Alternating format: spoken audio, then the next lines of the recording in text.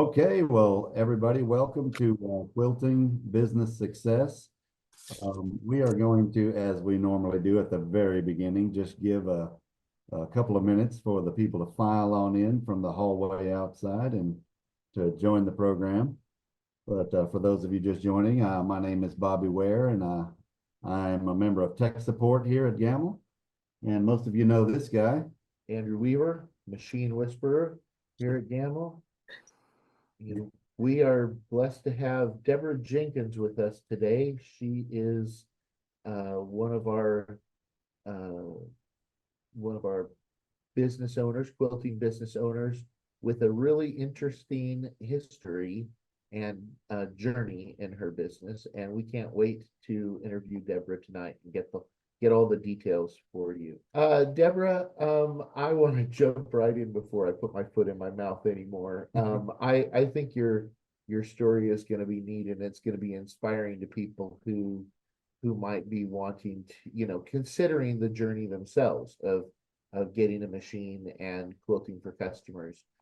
First, let's start off with where you live. Where is home for you? So home is a little community called Powell River, which is in British Columbia in Canada. I'm on the west coast. You can't go any further unless you go to Vancouver Island. We're an isolated community of 13,000 people in our community, and 20,000 people including our outlying areas. We have lots of islands around us. It's the most beautiful place, I'm going to say, almost in the world. I've lived here since I was 9 years old. I've been coming here since before I was born. I think my mother was pregnant with me when she came here because her sister lived here. And I wouldn't consider living anywhere else. It's a beautiful community. That being said, small communities, of course, have their advantages and they also have their disadvantages. So, yes. You have a Walmart. Yes, we have a Walmart. And it's funny you say that because the Lower Sunshine Coast does not have a Walmart, and we're in between Vancouver, or they're in between Vancouver and us. So we're just about 100 miles north of Vancouver. But we do have a Walmart. Yes. And how many quilt shops would you say? Now, I don't want to, if somebody gets left out of your count, it's not on purpose, but. So at the moment, we have a very small quilt shop. I've owned a quilt shop twice now in Powell River. I owned one in 1999 to 2000, and then I opened again in 2015 and just sold it a year and a half ago. And she unfortunately had to close down. And so at the moment, I say I still have a quilt shop because I still get lots of people phoning, and I still sell lots of things. So I get things for people when I can. So I'm still into it, but I'm not opening a quilt shop again. So. Right. Well, the quilters have to keep their stash, Yes. plump. Yeah. Yeah. So unfortunately. You're in that community. You say 13,000? Yes. Well, that's close to the size of West Plains here, where the Gamble headquarters is located. So yeah, Yes. It's a relatively medium small town, but big enough to have a Walmart. So that's right. The key. But I bet you can drive to somewhere. Yes. Well, Powell River, you can't. No, ferry or plane are the only ways in and out. And our ferry, the last one, goes at 8:45 at night, and that's just to Vancouver Island. That's not even to Vancouver. And the last plane, I think, leaves at 4:45, and that's it. We're done. So for those who feel like they can't run a quilting business because they live in a remote area, I think Deborah has a story for you. So how long have you been longarm quilting, Deborah? I bought my first longarm in 2003. And what was that machine? Tell us about it. It was a Gamble Classic. It was a real workhorse. And I purchased it from, you might know, Shannon Hicks, who lived in Pateros, Washington. And I had gone down to a longarm seminar, longarm university, I believe it was, the place that we went to in Tacoma. And I went with a friend. I had a friend on Vancouver Island who owned a Gamble, and I'd gone over to visit her, tried hers out, and then I said, okay, let's go. And that's what we did. We went down there, and I ended up buying my first gamel from her. And when you got that first gamel, what was it with at that time, the purpose of starting a business or personal use? What was the thought behind it? It was to start a business. I wanted to start a business. I'd already had my quilt shop, and when I left in 2000, I had wanted to do a long arm in the quilt shop because I thought it was a good fit. But unfortunately, my partner wasn't interested in doing that. So I left the quilt shop, I sold my share, and I went home then to start the long arm business. So we had to add on to our house. We had to add 20 feet onto our house to put the machine in it. Wow, So, that's a big leap of faith, really, to do that. That is, yeah. It was something I knew that I wanted to do.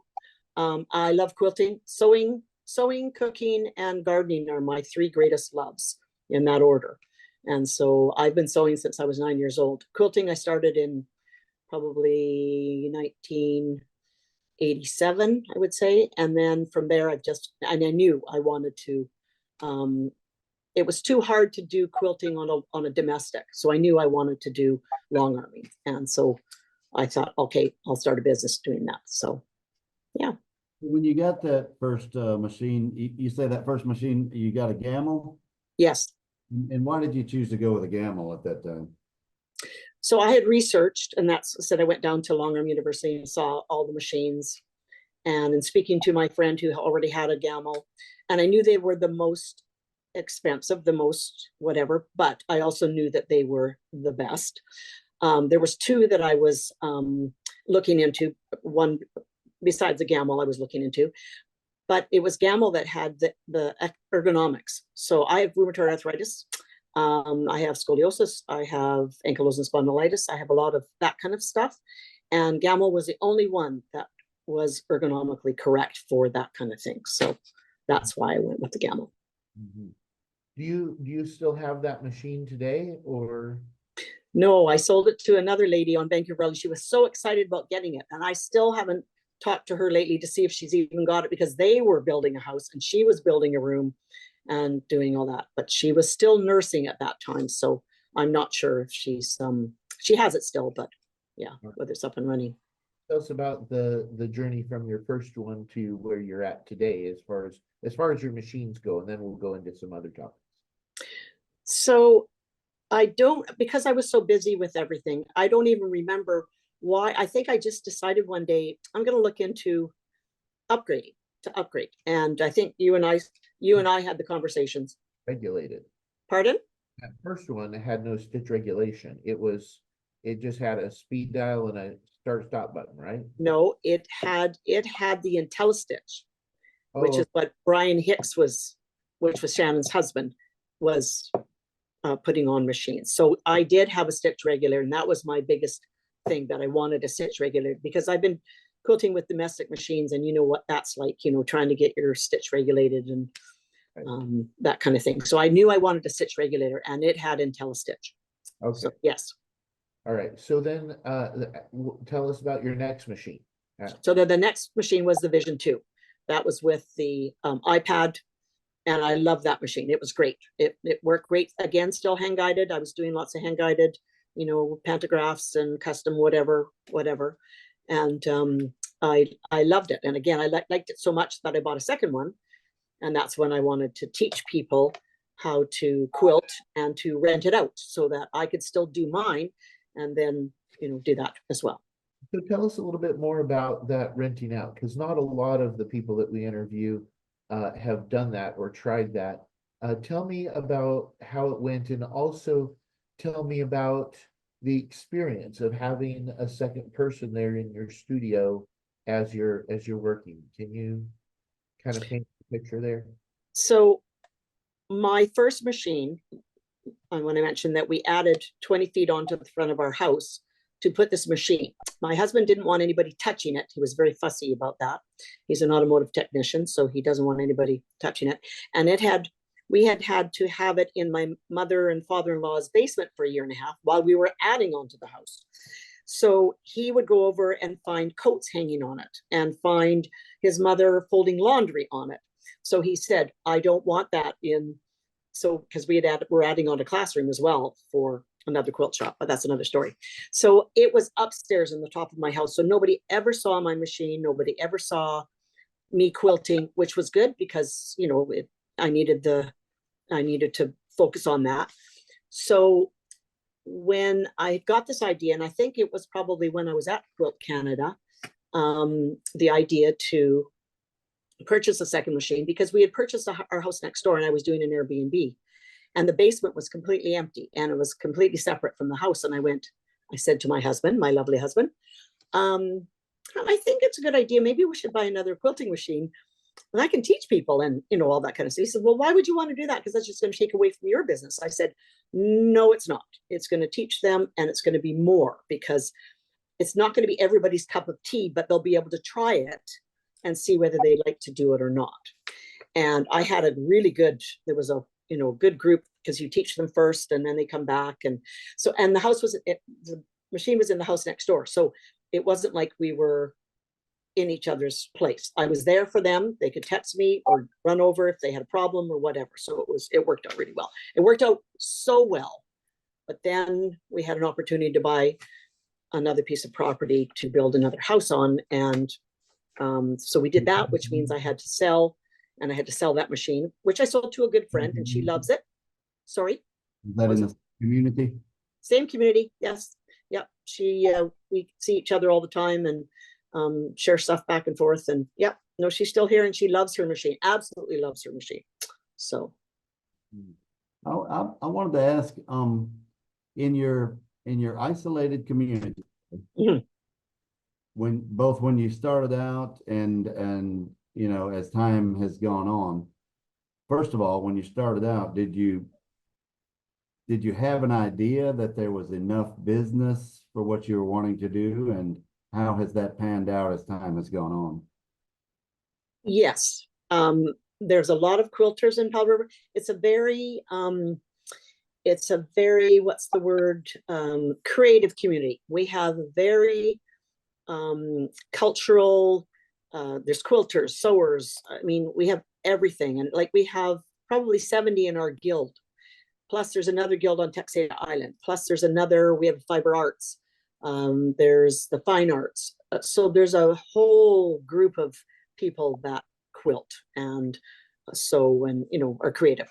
So I knew that there was going to be opportunity to do this. And again, it was because it was something that I love, but I've been listening, and I belong to our guild, and I've been listening to people. And then, as I say, a good friend had a really good business over on Vancouver Island. So she gave me some, you know, pointers and things. And I went over and spent a weekend with her. And she says, Deb, you're a natural, you need to do this. So I said, oh, okay, well, there you go. I got my permission. And we talked again. She was one of the first on Vancouver Island. So she just, you know, we had some business ideas together and that. So I knew I would be able to do it. Was I going to make millions at it? Probably not. But then I also wanted to do my own things too, right? So I wanted to do that too. So that was another reason. I couldn't do it on domestic machines anymore. I have Berninas. I love my Berninas, and I actually wore out one, if you can believe it, with freehand motion quilting. And that was one of the reasons why I decided I needed a longarm, because I was doing so much quilting that I wore it out. So, which is almost impossible to do. But well, for the people watching, if you can maybe paint a picture of, there's a lot of the way your location that you live in affects your business. You're in a rather isolated place. A lot of the people that are watching us on this program right now might live in a really super populous area. Some people live in, you know, Podunk, Kentucky or something. So see if can you speak to that just a little bit about your particular community? And maybe also how you found customers. Yes. well, most of my customers are word of mouth, and I have a lot of repeat customers. I've never marketed to out of here because, of course, it's expensive to mail and things. And I know there's a lot of people that do that. That's a lot of their businesses, mail in and out. I haven't felt the need to do that, because I do have enough and I have a very busy life here. We also have an automotive shop. My husband has an automotive shop, so we're busy with that. And like I say, I love to garden. I like to do other things too. So it's not my say end all and be all, but that being said, it's my therapy. So when I'm done with people and everybody else, and I shut the door and I lock the door, and unless you're bringing me a glass of wine or a cup of tea, don't come to that door, because that's what I'm doing is for me now, because I love to do that. This weekend, I'm going away on a retreat over to Texade Island, and that'll be personal quilting for me, just actual sewing, not, I don't take my long arm with me, but I just finished a quilt. I had to finish a quilt today. Tomorrow I've got to do another one. I got to get going because I've got I have a deadline. So I have lots of deadlines, lots of times, and I get them done. I don't know how I do it, but I do get it done. But I do have other things going on. I have 3 grandchildren now that I look after. I take them to school, that kind of thing. So I do have other things going on, but I know that you can definitely make a living out of this. And I could do that here if I promoted it even more than I do. So, yeah. So thinking back to that first machine, well, I think I want to ask this question in reference to the first machine, but it might be in reference to your current machine, because you had told me before we went live with our viewers that you now have a Statler machine. Yes. So you upgraded that. You went from having the 2 Vision machines with one of them available to rent to now you have a Statler machine. And how long have you had that one for?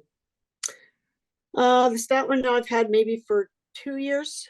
2 years. Okay. Yeah. So the question that I have might better relate to the first one than the last one, but you can answer it how you want.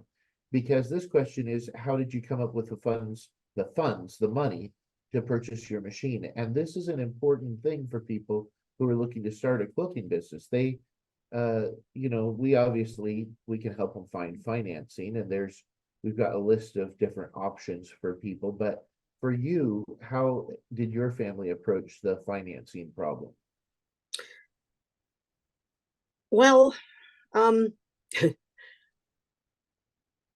I didn't ever have to go and get financing, and that, I don't want to sound smug, but I've worked all my life.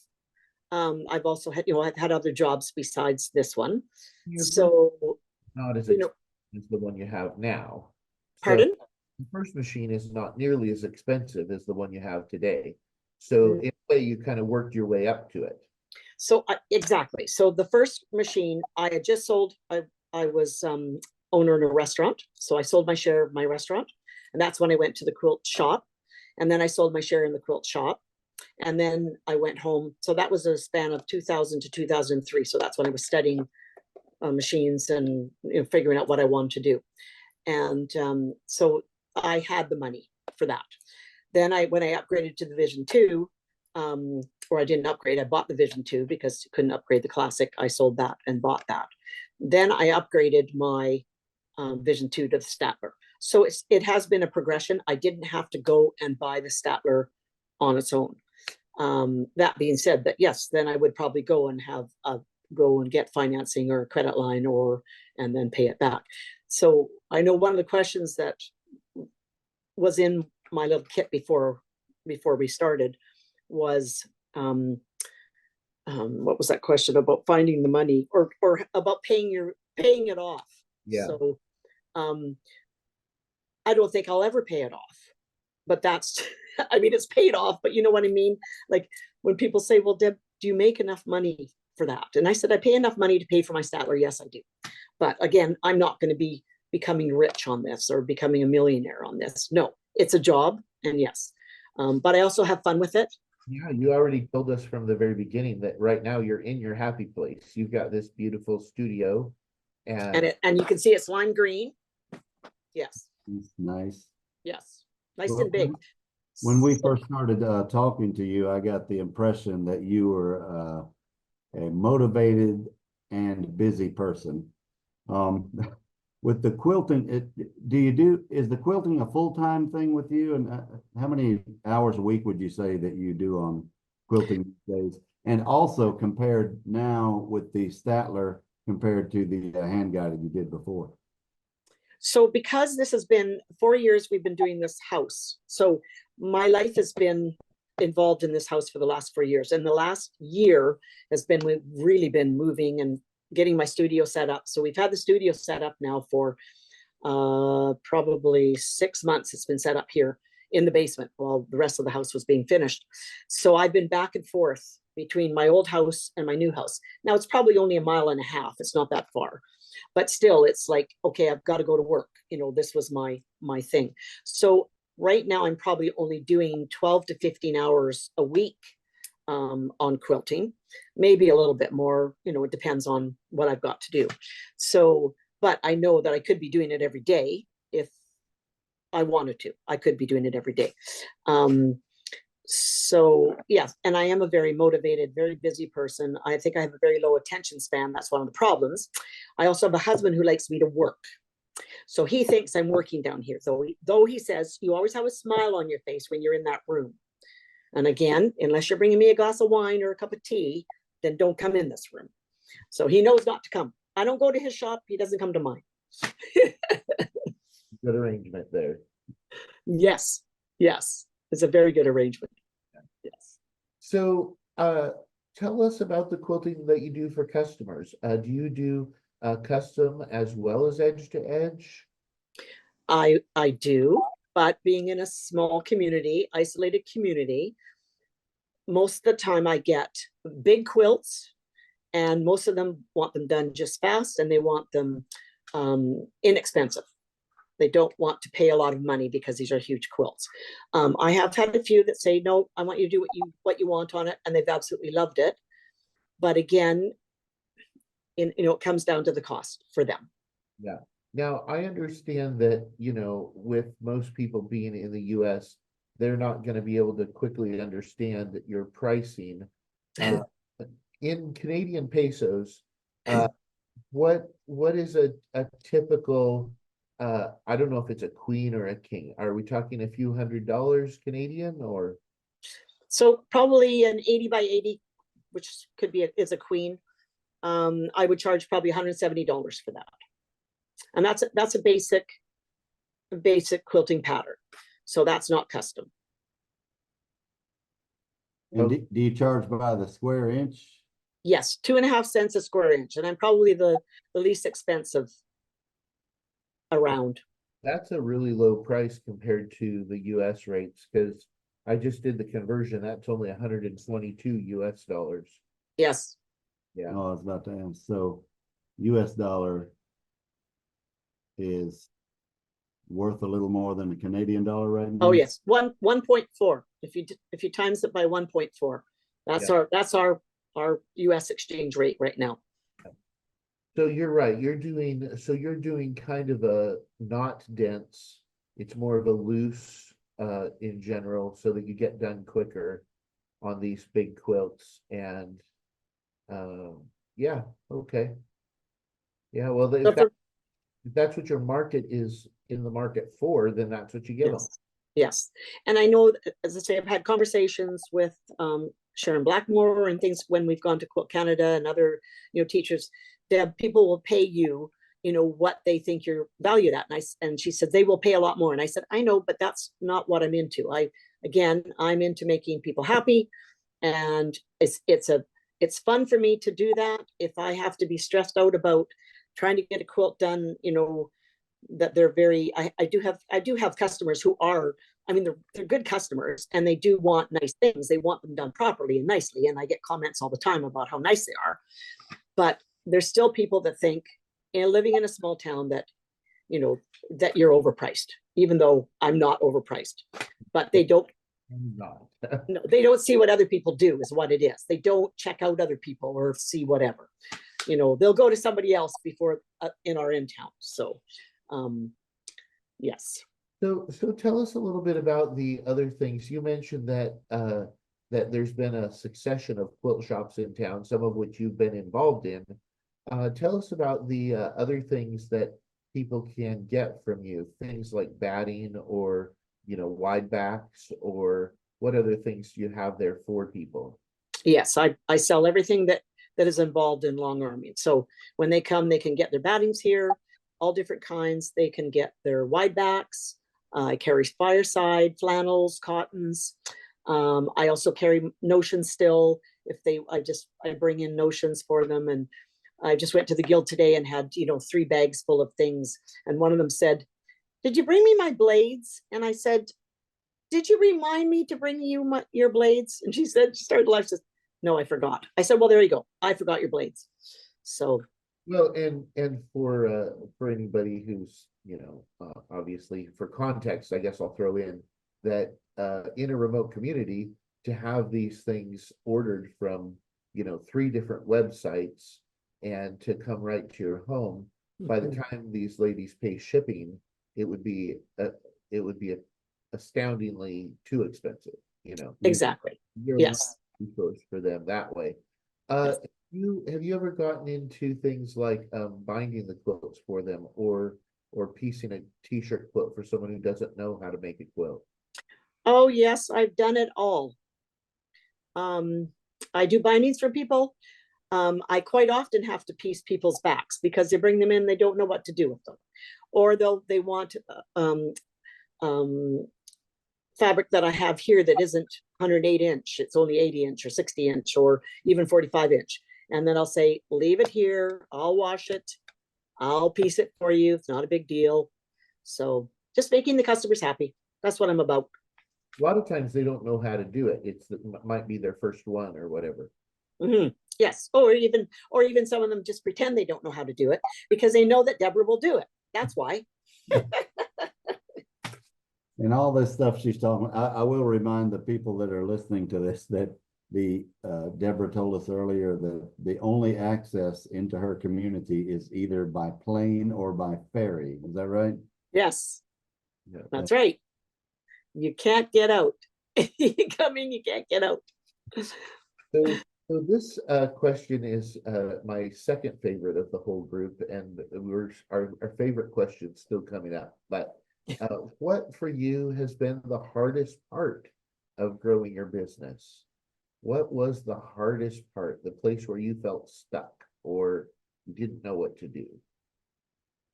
I don't think, Andrew, to be honest, I don't think I've ever felt that way because I've been doing it for so long. It just becomes as part of my, this is just part of my whatever. And if I don't have a quilt to do today, oh well, I got 16 more of my own to do, to get caught up. Or like right now, I've just made 2 quilts for my grandchildren that the ghost that was a quilt.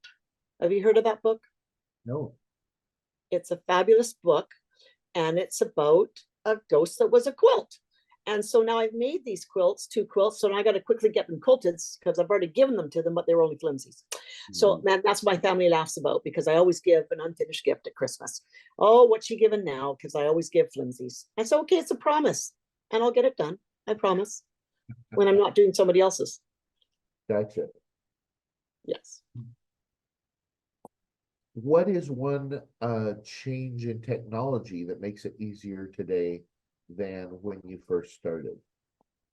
Well, upgrading to a Statler was, you say, "I should have done this 20 years ago." And I said, when we had the Vision 2 and it's it's computerized because you're using the iPad.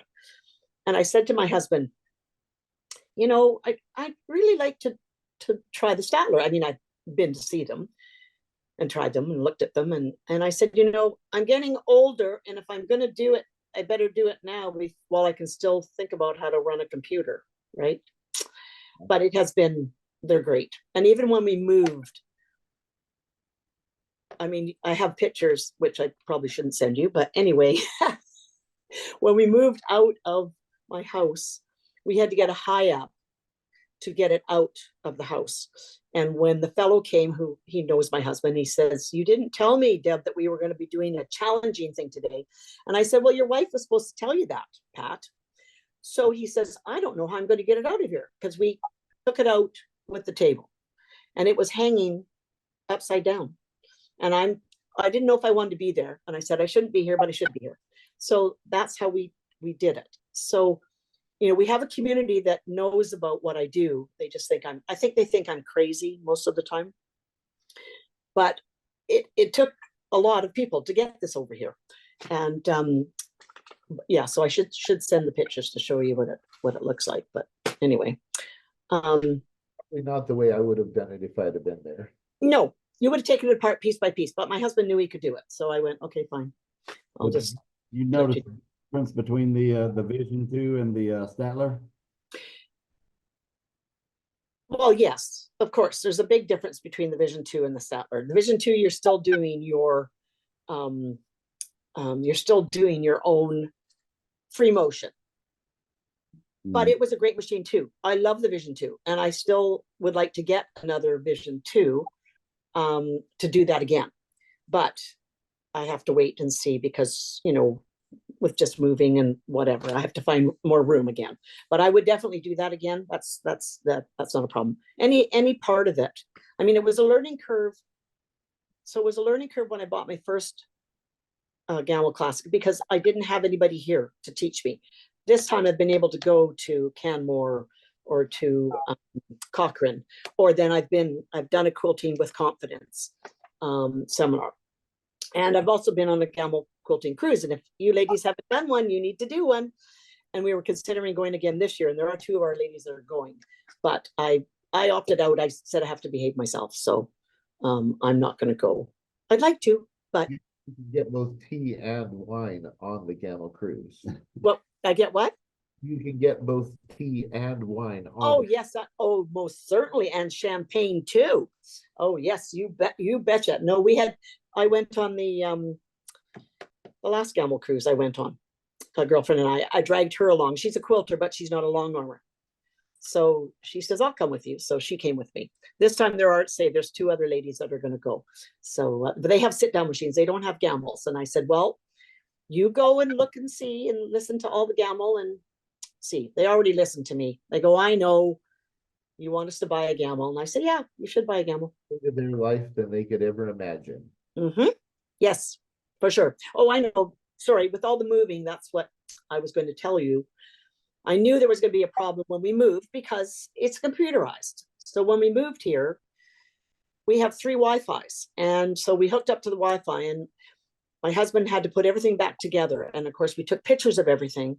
And I said, okay, you put it back together. I'm not touching it. You put it back together. I knew how to do some of the things. I've been taking it apart and doing stuff, but I said, you do it.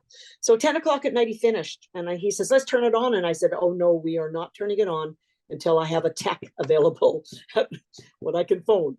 So anyway, in the morning, he left for work and I came down and I turned it on and it turned on and I couldn't hear it. And I said, what is going on? Well, we had it before, it was on a wood floor. Now it's on a concrete floor. So I could hear it. This time I couldn't hear it. So I turned the button on and I turned it off. I turned it on and I went, oh, it is going. Well, then of course it popped up and it said, we don't recognize. And it was because I changed the Wi-Fi. So I phoned and you phoned back. It was great. It wasn't too long and we fixed it. It was great. Fantastic. So I didn't have any problems. I didn't have any problems. Knock on wood. No problems. It's all good. Yeah. All right. Now we got to my final question. You want to ask it, Bob? Which one? 20. Okay, Deborah. We answered all the questions. Who would you say has been your biggest cheerleader or support through the journey? Well, I already said that. That's my husband because he's the one, that has agreed with all this and told me I need to do this. And yes, you can. And why don't I hear that machine running? That's his question. Why don't I hear that machine running? I said, there's a quilt sitting right there. I just finished. Could you just let me get another one on? But yes, he likes me to work. He doesn't like me to do nothing. Like that'll ever happen. It sounds like you have one of those unique relationships where you kind of poke at each other a little bit. He is 7 years younger. Oh, you So- robbed. No, I didn't. Yes, he's been my biggest cheerleader all along. He loves my quilting and he gets upset when I tell him things, there's always something going on or whatever. And I'll say, and he just, that's not right. That's not right. But we both have customer stories. We both have good customer stories, and we both have not so good customer stories. So everybody has stories to tell. So, but he has always been my best cheerleader. Yes, even when I say some days, oh, maybe I shouldn't do this anymore. Oh, no, no, no, no, no. You're going to continue to do this. So that's why he's always said, okay, let's upgrade, let's upgrade. And it wasn't that hard actually when I said, can I upgrade to a Sattler? Because of course the cost of it is, it's like buying a car. But a car you can quilt with. that's right. And I can make money with it. So as long as I say that I can make money with it, he's okay. Yeah. So, yeah. Well, and you obviously have. Oh, yes. Yes. Oh, for sure. For sure. Yes. Speaking of that, what sort of, I know your community doesn't allow you to charge rates similar to other places, metro areas where people are getting 3 cents an inch. Mhm. What sort of impact have you seen in your family budget with having the long arm machine and the quilting customers and all of that? Well, I can certainly buy the fabric that I want. I mean, I've had fabric shops, so that's what I've done with that. I've gone on the quilting cruise. I've gone on to Quilting with Confidence. I've gone to other seminars because everywhere I go, I mean, it costs me to get out of here. So I can't just drive out. I have to wait for the ferry. So yeah, I mean, I've been able to do what I want. And say, this is my therapy. This is what I do. When you, I know you said that you didn't really have any hard times in this business, but is there anything that you can think of that you think would have been beneficial that someone had told you when you first started out on this journey? Well, I should have gone at the very beginning. I should have gone to classes because I taught myself, and things like threads were important. So being in Canada, it was all big about cotton threads. Well, that didn't work. So now that I have found, and even Master Quilters are Canadian make, but I use Glide, there's been a complete, that's just helped immensely. And you get the little tips about things and why things aren't working right. I don't spend a lot of time on social media doing things, which you should do, because there's so much information out there. And the Gamble website is fabulous. So anytime I need anything, I can go there and I can find it.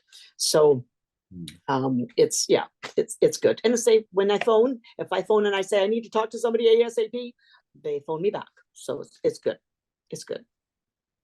So what advice would you give to somebody who wants to tackle doing what you've done? What does she need to know? What's your advice to her?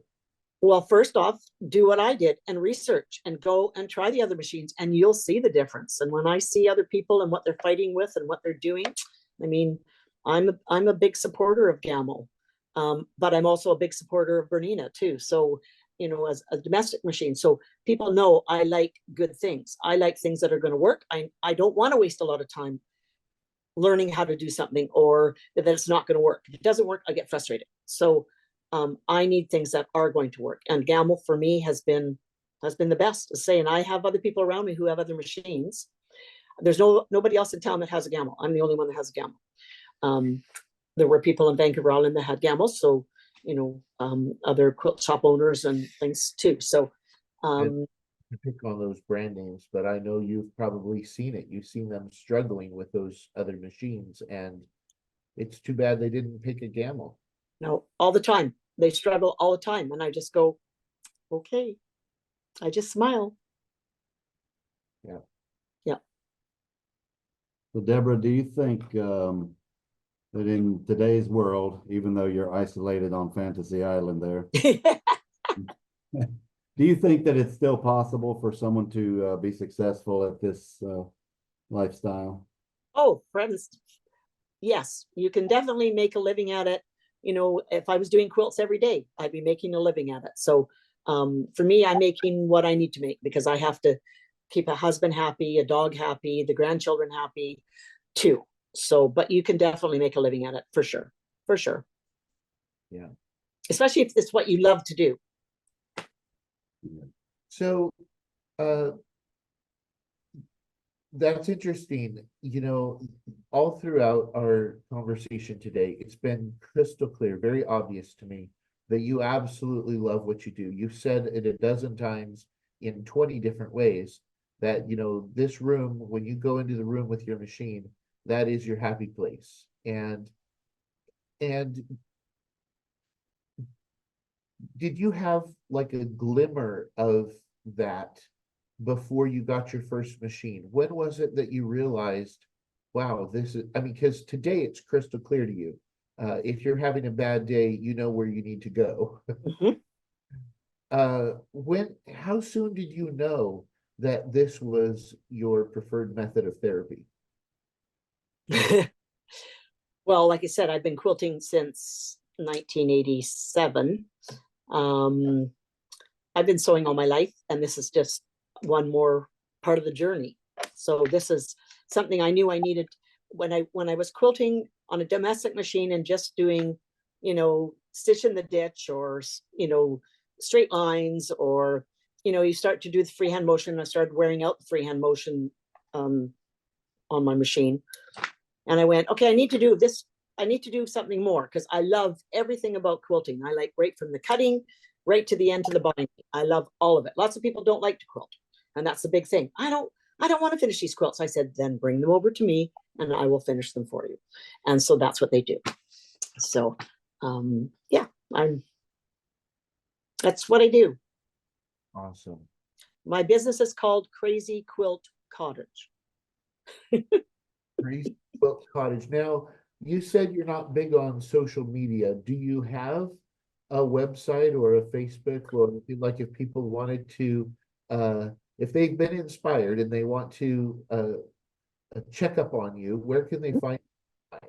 So I do have a Facebook page. I had a website, but it was so expensive and I wasn't getting much out of it.